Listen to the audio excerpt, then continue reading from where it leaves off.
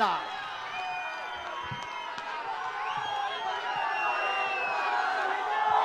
आज अहो आपल्याकडे वेळ नाही। एक मिनिट फक्त एकच घोषणा, पवार साहेब आप आगे बढ़ो। अरे हा बारामतीचा आवाज वाटतो का? दिल्ली हादरली पाहिजे, दिल्ली। पवार साहेब आप आगे बढ़ो।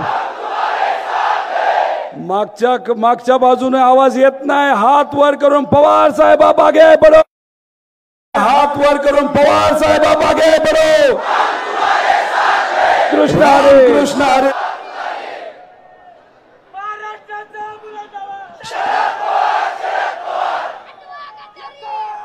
वाजवा तुतारी नाही। आज वेळ नाही आपल्याकडे, वेळ नाही आपल्याकडे। सुप्रियाताईंची आज 4 तारखेची विजयाची सभा कशी असेल त्याचं ट्रेलर आज इथं या ठिकाणी आपण सर्वांनी दाखवून दिला। या सांगता सभेसाठी आवर्जून इथं उपस्थित असणारे आपल्या सर्वांचे लाडके प्रेमाचे एक असे व्यक्तिमत्व, फार मोदी साहेबांपासून शहा साहेबांपर्यंत, फार खालच्या भाजपच्या कार्यकर्त्यापासून पण वरपर्यंत हे सर्व लोक फक्त महाराष्ट्रात नाही तर देशातले हे सर्व लोक ज्या व्यक्तीला घाबरतात असे आपले स्वाभिमानी मराठी माणूस मध्ये आदरणीय पवार साहेब या ठिकाणी उपस्थित आहेत। इथं उपस्थित असणारे सर्वच मान्यवर, सर्व पक्षाचे पदाधिकारी, कार्यकर्ते, इथं काकी उपस्थित आहेत, कुटुंबीय उपस्थित आहेत, पत्रकार व आपल्या बारामती व आसपासच्या परिसरामध्ये राहणारे सर्व स्वाभिमानी नागरिक बंधू आणि भगिनींनो,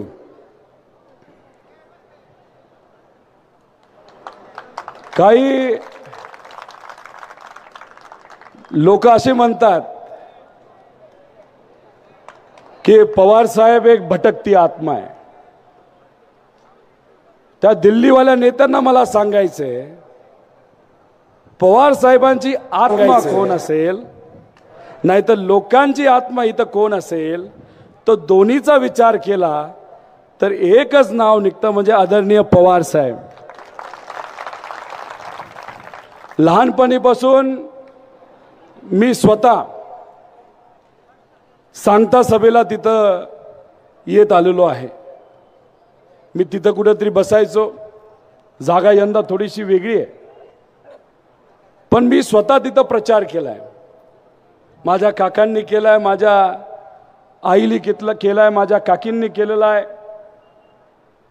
तसंच माझ्या आत्या असतील, या सर्व लोकांनी दादांचा प्रचार असेल, साहेबांचा प्रचार असेल, नाही तर सुप्रियाताईंचा प्रचार हा केलेला आहे।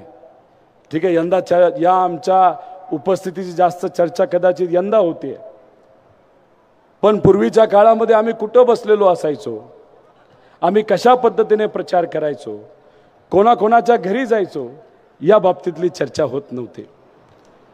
आणि मग तिकडे बसून सर्वांची भाषणं आम्ही तिथं ऐकत असायचो। पण यंदाचं वातावरण थोडंसं वेगळे। आपल्यातलेच एक आता भाजप बरोबर गेलेले आहेत। कुटुंबाचा एक व्यक्ती म्हणून कुठेतरी मला त्या बाबतीत वाईट वाटतं, पण तो त्यांचा व्यक्तिगत निर्णय आहे। आणि ते जेव्हा तिकडे गेले तेव्हा त्यांनी पार्टी नेली, चिन्ह नेलं, अख्खी राजकीय यंत्रणा नेली। अहो जागा सुटा नेली हो। तुम्ही जागा न्या, नाहीतर पवार साहेबांची जागा घेण्याचा तुम्ही प्रयत्न करा। कितीही स्वप्न तुम्ही बघितले आणि ते कुणीही बघितले तर पवार साहेबांची जागा हे कुणी घेऊ शकत नाही। पवार साहेब हे आपल्या सर्वांचा हृदयात आहे, आपल्या काळजाचा पवार साहेब एक तुकडा आहे। आणि असंच बनलेत का हो तो तुकडा? गेल्या 60 वर्षामध्ये या परिसरातल्या लोकांच्या हितासाठी, संबंध महाराष्ट्रातल्या लोकांच्या हितासाठी, अख्ख्या देशाच्या लोकांच्या हितासाठी पवार साहेबांनी काम केले, परिश्रम केले. पवार साहेबांच्या प्रचाराची सुरुवात जर आपण बघितली तर सायकलवर असायची. त्यांचे त्या काळातले जे कोणी कार्यकर्ते त्यांच्याबरोबर प्रचारासाठी फिरायचे, पवार साहेब अजूनपर्यंत त्यांना विसरलेले नाहीत. तिथून सुरू झालेला प्रवास, या भूमीतून झालेला प्रवास, नंतर राज्यमंत्री, मंत्री, मग या राज्याचे मुख्यमंत्री, या देशाचे डिफेन्स मिनिस्टर, या देशाचे कृषी मंत्री, असा त्यांचा प्रवास राहिलेला आहे.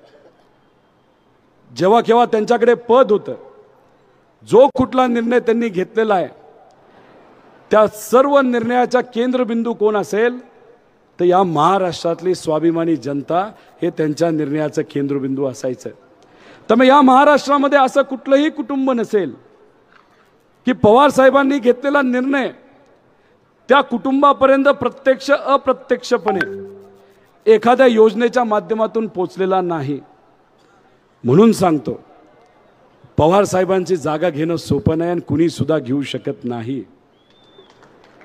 जेव्हा केव्हा पवार साहेब संबोधित करतात आपल्या सगळ्यांना, पवार साहेब हेच बोलतात, या परिसराचा आणि महाराष्ट्राचा मी विकास का करू शकलो तर त्याचं फक्त एकच कारण आहे, इथं असणारी जनता आणि तुम्ही सर्वांनी आम्हाला निवडून दिलं म्हणून तो विकास मी करू शकलो. पवार साहेब कधी म्हणत नाही मी केलं मी केलं. मी म्हणणारे सगळे भाजप बरोबर गेलेले आहेत, नाही तर भाजप मध्ये आहेत. त्याला साध्या भाषेमध्ये आपण जर काय म्हणतो असं बघायला गेलं तर त्याला अहंकार म्हणतो. खरं तर पवार साहेब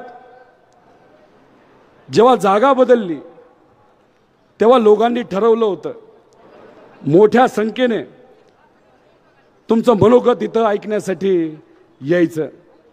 आणि जे दिल्लीचे नेते आहेत ते म्हणतात पवार साहेबांना कुटुंब सांभाळता आलं नाही. त्या नेत्यांना मला सांगायचं की पवार साहेबांचं कुटुंब फक्त पवार आडनावाचं नाही हो. पवार साहेबांचं कुटुंब कुठं असेल तर हे पुढे बसलेली जनता म्हणजे पवार साहेबांचं कुटुंब आहे. हे तुम्ही कसं नेणार?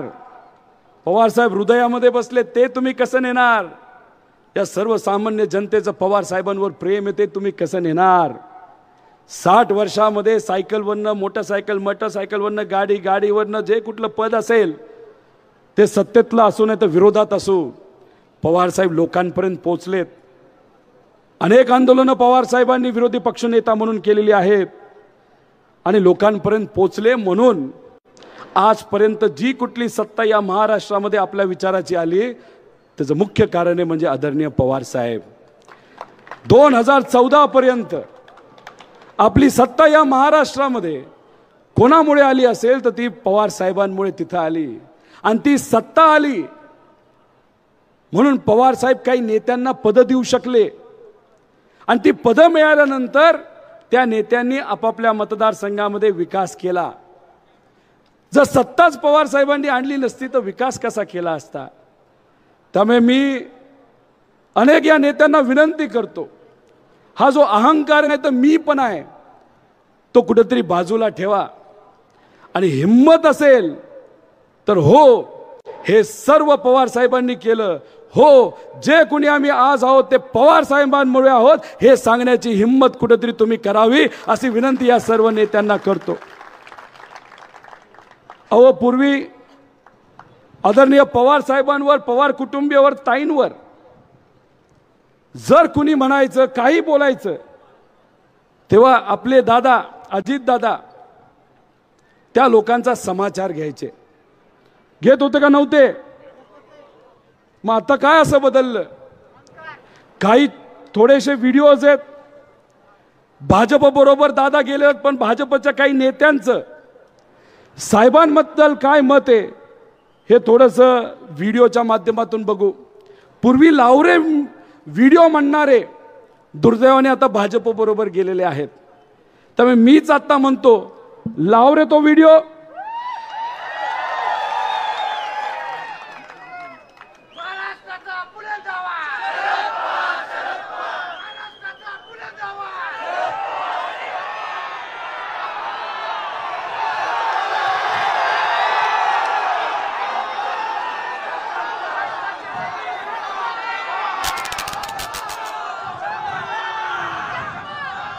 अहो आवाज कुठे हो?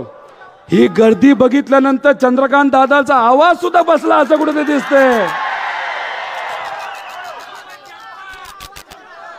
आवाज गेला वाटतं. अहो येणार आहे का नाही आवाज त्यांचा परत?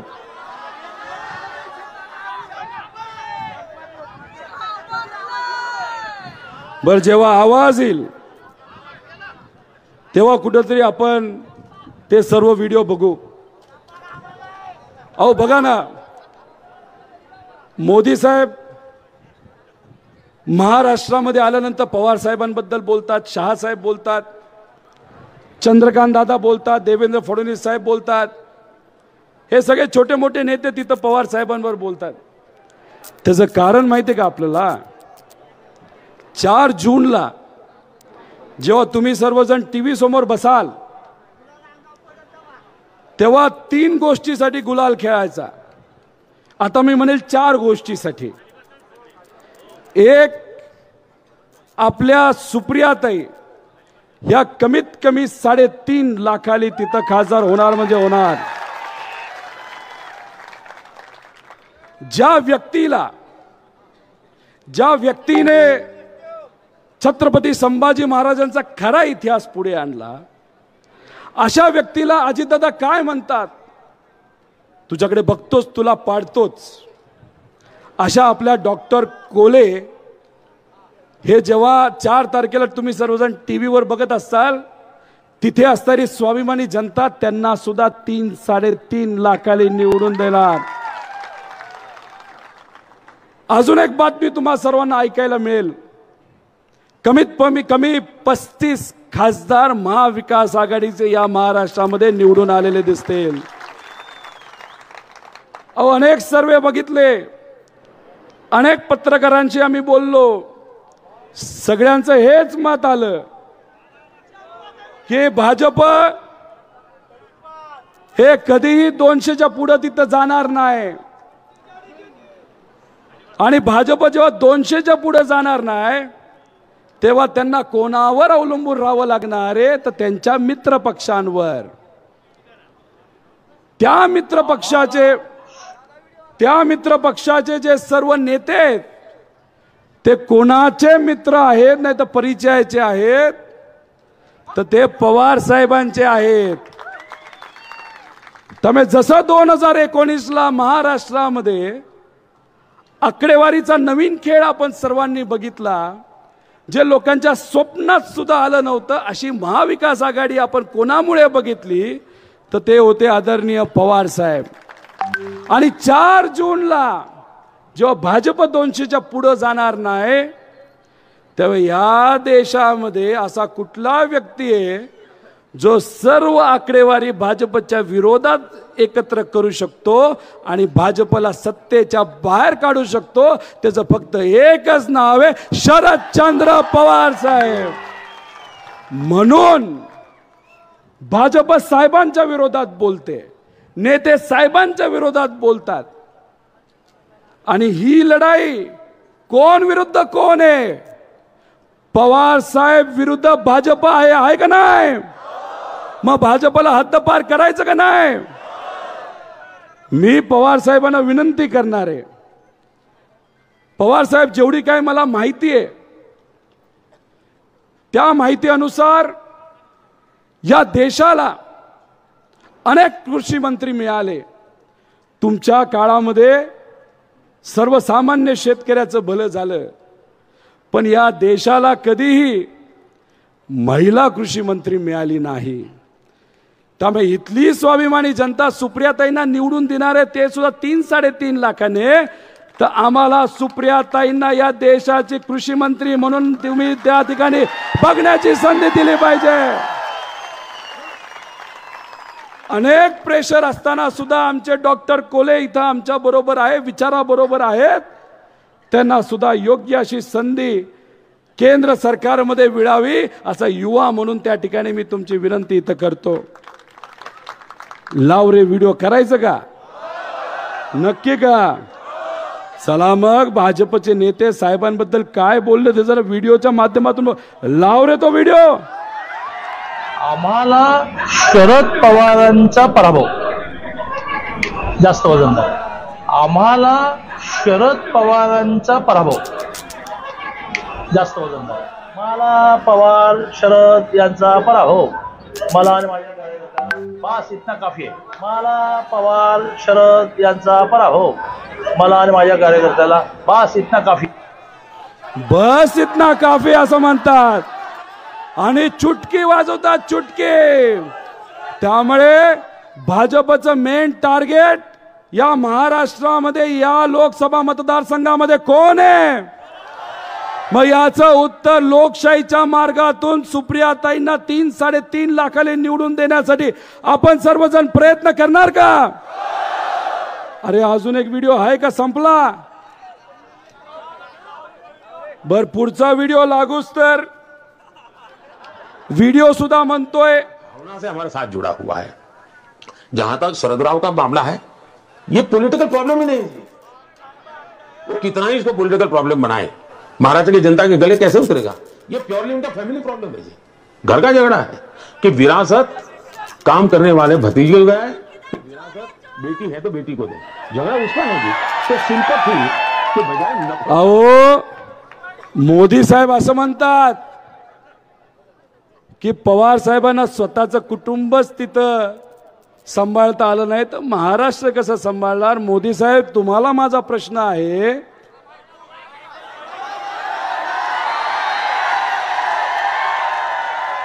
बस इतना ही काफी आहे. तुम्हाला माहिती काय परिस्थिती आहे. तुम्हाला खऱ्या अर्थाने या देशाला जर सांभाळायचं असतं ना तर तुम्ही आमच्या युवांना नोकऱ्या दिल्या असत्या, आमच्या शेतकऱ्याच्या हिताचे निर्णय तुम्ही घेतले असते, खताच्या किमती कमी केल्या असत्या, गॅसच्या किमती कमी केल्या असत्या, पेट्रोल डिझेलच्या किमती कमी केल्या असत्या. या देशामध्ये महिलांच्या विरोधात जे अत्याचार वाढत चालले ते तुम्ही कुठेतरी कमी केले असते. अहो हेच ते मोदी साहेब ज्याच्याबद्दल अजितदादा काय म्हणतात की एक फोन केला की काम होतं.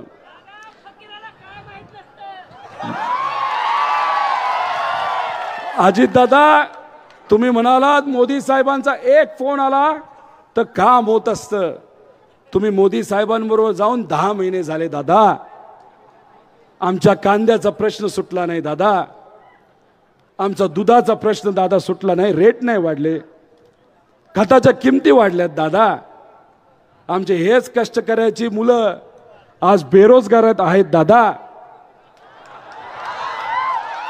आमच्या ड्राय भागातले इथं अनेक लोक विविध तालुक्यातून आणि खास करून बारामती तालुक्यातून आले दादा. 8 महिन्यामध्ये तुम्ही पाणी देऊ शकला नाही दादा. दादा मग मोदी साहेबांचा फोन कशासाठी येतो? तुमच्यावर ही कारवाई करेल ती कारवाई करेल नाही तर ये माझ्याकडे हे सांगण्यासाठी फोन येतो का? त्यामुळे याला विकास म्हणत नाही, याला उत्तर आपण कशातून देणार आहे? कशातून? बरं अजून एक व्हिडिओ आहे का? 6 पर्यंत सभा चालणार आहे. मी 5 मिनिटं इथं घेतो आणि तुम्हाला सांगतो सभा आहे का? घरी जावा स्वयंपाक करा. खासदार आहात ना तुम्ही, कळत नाही कळत नाही एक सिस्टम. अहो हे चंद्रकांत दादा इथं काय म्हणतात माहिती? सुप्रियाताईंच्या बद्दल तुम्ही महिला आहात, घरी जावा, जेवण बनवा, बांगड्या घाला असं ते म्हणतायत. ही जागा आपल्याला अशीच नाही मिळाली हो.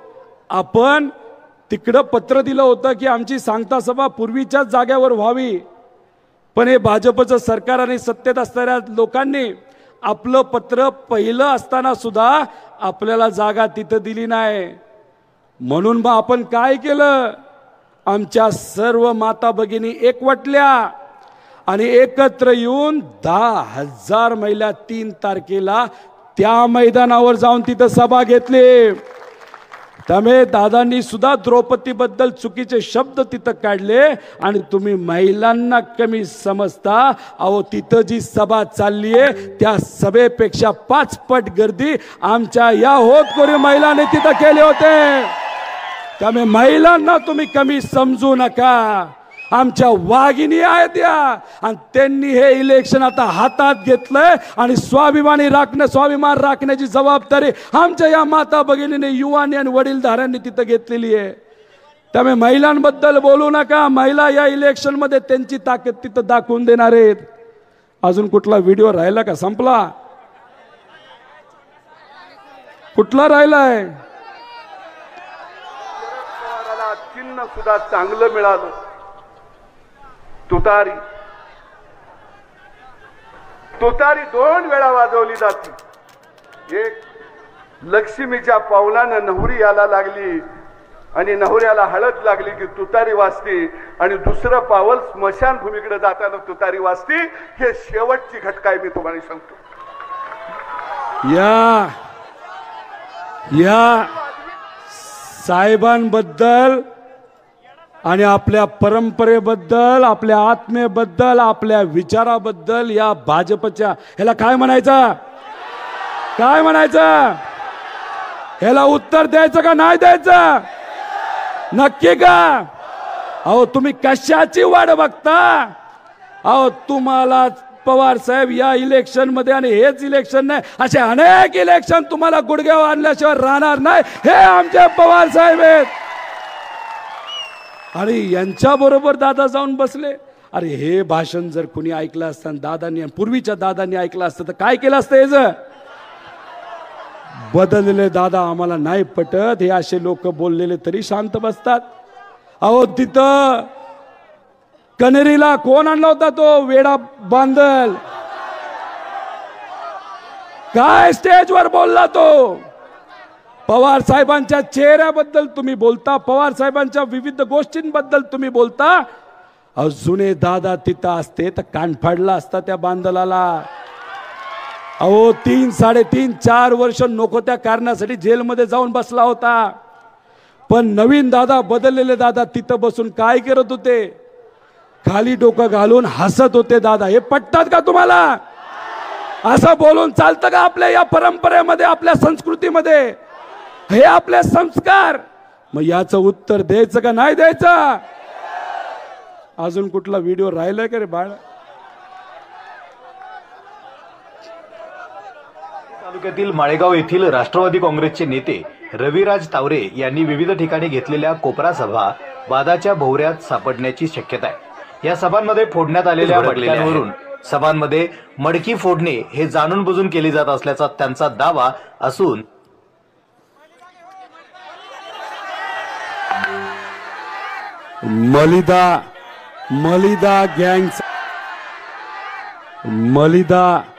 मलिदा गँगचा एक मोठा सदस्य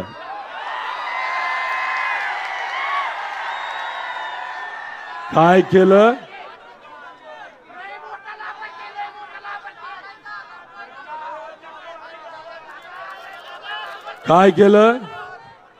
काय केलं तर मटका फोडला.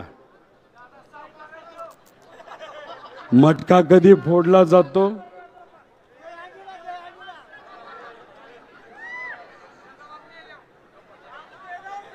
तुम्हाला माहिती ना कधी फोडला जातो? अहो जेव्हा पक्ष फुटला, मी आणि काही कार्यकर्ते, पदाधिकारी साहेबांबरोबर बसलो होतो. साहेबांशी आम्ही चर्चा करत होतो, बोलत होतो. साहेब टीव्हीकडे बघत होते, चेहऱ्यावर त्यांनी नाही दाखवलं. टीव्हीकडे बघत बघत आम्ही काही प्रश्न केले, त्यांनी त्याचं उत्तर दिले. आणि बाहेर जाण्यापूर्वी त्यांनी आम्हाला सांगितलं, तुम्ही अजिबात काळजी करू नका.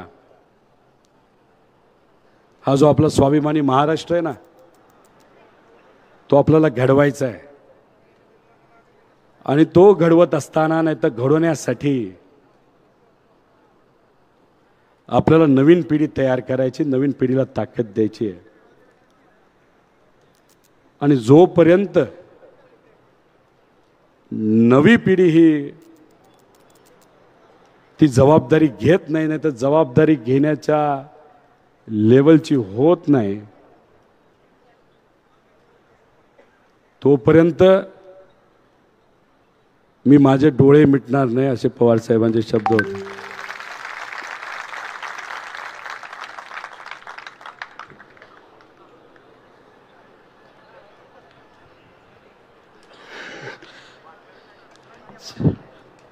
साहेब,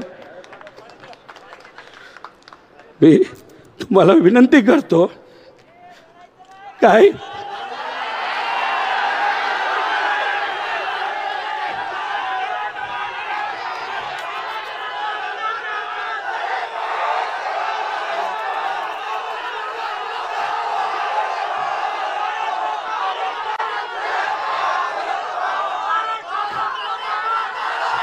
साहेब, मी तुम्हाला विनंती करतो,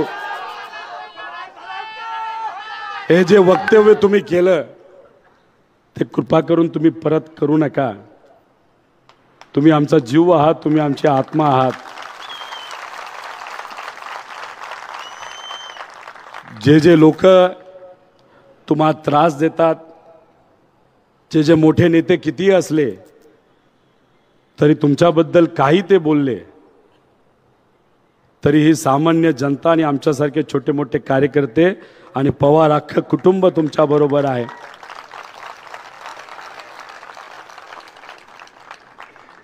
स्वार्थासाठी नाही साहेब आम्ही लढत. कदाचित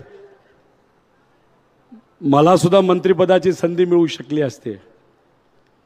माझ्या आजोबाली, माझ्या वडिलांनी जी कंपनी मोठी केली कष्टातून, कुठलीही चूक नसताना सुद्धा त्या कंपनीवर कारवाई केली गेली.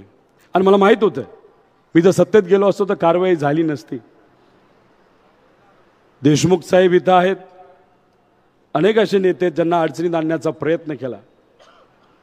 साहेब, आम्ही सत्तेसाठी तुमच्या बरोबर नाही साहेब, आम्ही सर्वजण विचारासाठी तुमच्या बरोबर आहोत. आणि तुम्ही केलेले 60 वर्षातले कष्ट हे आम्ही कधी विसरणार नाही. कुणी आम्हाला काही दिलं तरी स्वार्थ आम्ही मध्ये न आणता तुम्ही फक्त लढ म्हणा. आम्ही सर्वजण आणि इथं असणारे प्रत्येक व्यक्ती आणि महाराष्ट्राचा स्वाभिमानी सर्व नागरिक तुमच्या शब्दावर लढायला तयार आहे. म्हणूनच या महाराष्ट्रामध्ये तुमच्या सगळ्यांच्या प्रयत्नातून आपल्या विचाराचं सरकार येणारच आहे. पण 2024ला या महाराष्ट्रामध्ये साहेब तुमच्या मार्गदर्शनाखाली 100% महाविकास आघाडीचं सरकार येणार म्हणजे येणार.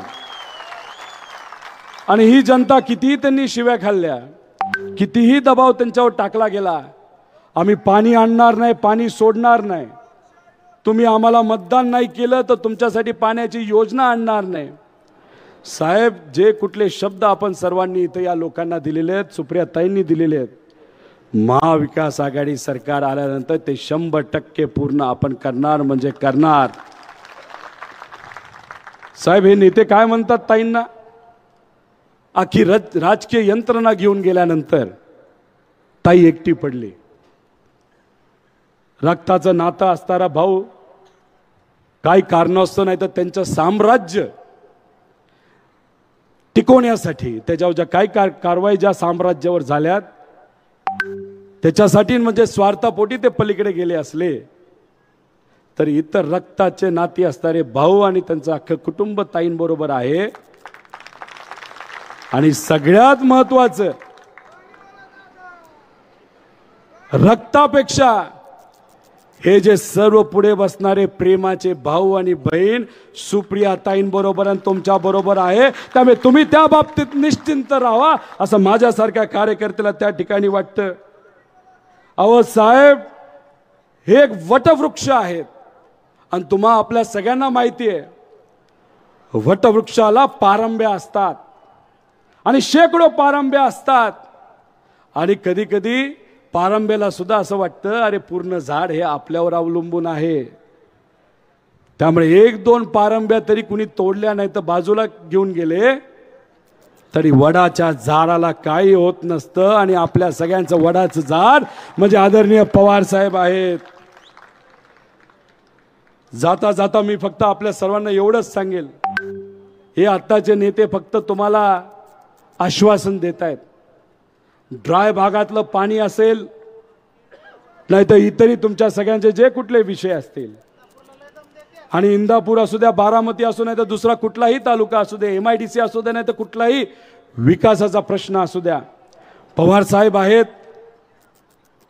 ताई आहेत आणि हे सर्व नेते तुमच्या बरोबर आहेत. आणि मी पळणारा व्यक्ती नाही. पळणारा असतो तर कधीच निघून गेलो असतो. आणि मी राजकारणात फक्त भाषण करण्यासाठी आणि गोट्या खेळण्यासाठी आलेलो नाही. त्यामुळे याच्या पुढे कुठल्याही कार्यकर्त्याला जर कुणी हात लावला तर गाठ पवार साहेबांचे आणि आमच्याशी, हे तुम्हाला तिकडे सांगतो. आणि येणारं प्रत्येक इलेक्शन ज्याच्यामध्ये तुम्हा सर्वांना संधी देण्याची तिथं आम्हाला संधी मिळेल, तेव्हा प्रत्येक इलेक्शन मध्ये ते जिल्हा परिषद असो, पंचायत समिती असो, बँक असो नाही तर कारखाना असो, तुमच्या पाठीमागे पवार साहेब, ताई आणि आम्ही सर्वजण असो असा शब्द या ठिकाणी देतो. आणि हा देत असताना कुणी कितीही पलीकडनं भावनिक केलं तर विचार हे आपल्या सर्वांसाठी महत्त्वाचे आहेत. जेव्हा मी निर्णय घेतला पवार साहेबांबरोबर जाण्याचा, सगळ्यात जास्त जल्लोष जर माझ्या कुटुंबामध्ये कुणी केला असेल तर 6 वर्षाच्या मुलाली आणि 10 वर्षाच्या मुलीली केला. आल्या आल्या घरी आल्या गेल्या त्यांनी मला विचारलं, डॅडा तू कोणाबरोबर आहेस? आजोबा बरोबर आहेस का काका बरोबर आहे? मला 2 मिनिटं कळलं नाही की मी ह्याचं उत्तर काय देऊ आणि या कमी वयामध्ये यांना हा प्रश्न का पडला. मी त्यांना सांगितलं, नाही मी आजोबा बरोबर आहे.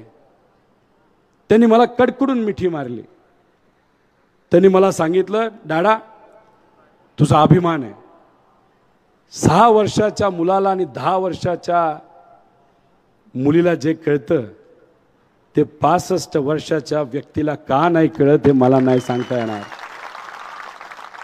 त्याच्या पुढे जाऊन माझ्या मुला मुलींनी काय सांगितलं, तू जर या वयामध्ये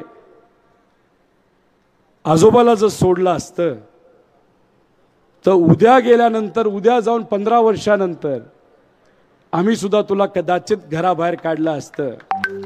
त्यामुळे मी तुम्हा सर्वांना सांगतो, आपण ज्या पद्धतीने वागतो, घरी ज्या पद्धतीने आपण चर्चा करत असतो, जो निर्णय तुम्ही सर्वजण या लोकसभेमध्ये घेणार आहात म्हणजे पवार साहेबांच्या पाठीमागे उभा राहण्याचा, हे फक्त आपल्या आधीच्या पिढीसाठी, आपल्या पिढीसाठी महत्त्वाचा नसतो. ती लहान मुलं जी असतात त्यांच्यासाठी सुद्धा महत्त्वाचा असतो. आणि हे लहान पुढच्या पिढीला आणि लहान मुला मुलींना आपल्याला दाखवून द्यायचंय की विचार महत्त्वाचे असतात आणि नाती महत्त्वाचे असतात. म्हणून हे लोकसभा इलेक्शन महत्त्वाचं आहे. म्हणून सुप्रियाताईंना आपल्याला जास्तीत जास्त मताने तिथं निवडून द्यायचंय. देणार का नाही देणार? कितीही दबाव आणला तरी लढणार का नाही लढणार? एवढा कमी आवाज चालणार नाही. हात वर करून सांगा, आपण सर्वजण लढायला तयार आहोत का नाही? कुणी किती काय केलं, किती आवाज दाबण्याचा प्रयत्न केला, या मगाच्या व्हिडिओ सारख्या मलिदा गँगली काही नाटक केलं, किती दम दिला, त्याला उत्तर लोकसभेतून सुप्रियाताईंना जास्तीत जास्त लीड देऊन करणार का नाही करणार? बारामतीकरांना मला फक्त एकच सांगायचंय, सगळ्या तालुक्यामध्ये स्पर्धा लागली, तिथे असणारी स्वाभिमानी जनता 1 नंबर लीड सुप्रियाताईंना द्यायला तयार आहे. इंदापूर तयार आहे, पुरंदर तयार आहे, दौंड तयार आहे, तिथं बोर आणि सर्व इतर तालुके तो मतदारसंघ तयार आहे, खडकवासला तयार आहे. पण आजपर्यंत जे कुठलं इलेक्शन झालेलं आहे त्याच्यामध्ये बारामतीकर आणि बारामतीमध्ये असणारे स्वाभिमानी जनतेने साहेबांना, दादांना, सुप्रियाताईंना पुरोगामी विचाराला, जेव्हा दादा आपल्याबरोबर होते तेव्हा पुरोगामी विचाराबरोबर होते, ह्या सगळ्यांना या लोकसभा मतदारसंघातून सर्वात जास्त लीड कोणी दिली? मग बारामतीकर, आपल्या खांद्यावर मोठी जबाबदारी आहे का नाही? नक्की का? एकदा हात वर करून सांगा. सुप्रियाताईंना जेवढी लीड गेल्या वेळेस दिली होती 1,20,000ची या तालुक्यातून, त्याच्यापेक्षा जास्त लीड आम्ही सर्वजण इथून देणार. सांगा एकदा, नक्की का? सुप्रियाताईंना 2019ला कोणाच्या विरोधात तुम्ही लीड दिले होते? भाजपच्या विरोधात. अजितदादांना विधानसभेमध्ये तुम्ही कोणाच्या विरोधात लीड दिली होती? 1,65,000चे. मग तुम्ही सर्वांनी अजितदादांना, सुप्रियाताईंना भाजपच्या विरोधात जर लीड दिली होती, तर सुप्रियाताई आणि पवार साहेब भाजप बरोबर गेलेत का? मग दादांनी निर्णय जो घेतलाय तो स्वहितासाठी आणि स्वतःचं साम्राज्य टिकवण्यासाठी तिथं जर घेतला असेल, पण तो निर्णय घेत असताना ज्या स्वाभिमानी जनतेने भाजपच्या विरोधात दादांना 1,65,000ची लीड दिली होती, दादांनी निर्णय घेत असताना इथं असणाऱ्या स्वाभिमानी जनतेला विचारलं होतं का मी भाजप बरोबर चाललोय? विचारलं होतं का? मग आपली जबाबदारी आहे. आता गेल्या 60 वर्षामध्ये तुम्ही सर्वजण नेहमी भाजपच्या विरोधात आणि पुरोगामी आणि शिवशाहू फुले आंबेडकरांच्या, पुण्यश्लोक अहिल्यादेवी होळकरांच्या आणि अण्णाभाऊ साठेंच्या विचाराबरोबर आपण सर्वजण राहिलोय. आणि तेच उत्तर या लोकशाहीच्या माध्यमातून या लोकसभेमध्ये आपल्या सर्वांना द्यायचं का नाही द्यायचं? आणि तुमच्या सर्वांचे नातेवाईक ज्या ज्या तालुक्यामध्ये, ज्या ज्या मतदारसंघामध्ये, जसं डॉक्टर अमोल कोल्हे असतील तिथं, माढा असेल, नाहीतर नगर दक्षिण असेल, तिथं सुद्धा आपल्या सगळ्यांना आपल्याच विचाराचा प्रचार करायचा. तो तुम्ही करणार का? तर मग माझं भाषण झाल्यानंतर एक खास नेत्याकडनं सुप्रियाताईंना एक शुभेच्छाचा संदेश आलेला आहे. तो संदेश आपण एकदा ऐकूया. आणि तो जो टीव्ही मध्ये असताना, नाही तर व्हिडिओ मध्ये असताना जो नेता आहे, त्याचे जर कार्यकर्ते, त्यांचे जर कार्यकर्ते इकडे आले असतील, तर त्यांनी सुद्धा त्याच नेत्यांचं तिथं मनोगत ऐका आणि ते जे म्हणतात ते सगळ्यांनी तिथं स्वीकारा. एवढंच सांगतो आणि थांबतो. जय हिंद, जय महाराष्ट्र, जय स्वाभिमान. यानंतर